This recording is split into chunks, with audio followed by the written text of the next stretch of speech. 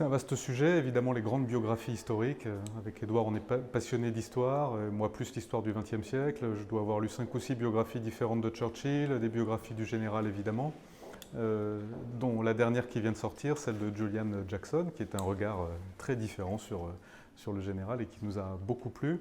La biographie d'Andrew Roberts sur Churchill, qui est aussi très créative, qui nous apprend des choses nouvelles. Et puis il y a évidemment aussi les romans qui nous ont formés.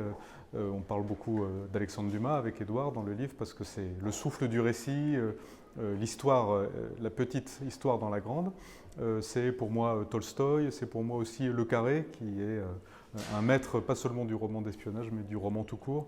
Voilà, tout ça nous a un petit peu forgé dans notre éducation littéraire.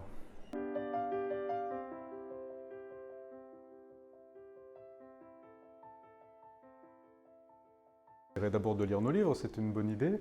Ensuite, je pourrais leur dire de lire les mémoires des grands hommes politiques. Je suis en train de relire Le pouvoir et la vie de Giscard, que je n'avais pas relu depuis longtemps et qui est un formidable récit de son action à la tête de l'État. Évidemment, il faut le prendre avec distance parce qu'il se raconte lui-même, mais c'est quand même très instructif.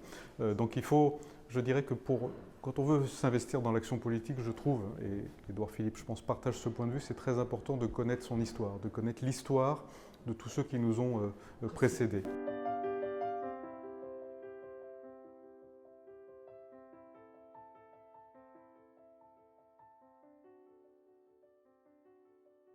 Je ne sais pas si je suis parti d'un livre, moi j'ai toujours adoré la politique, l'action publique.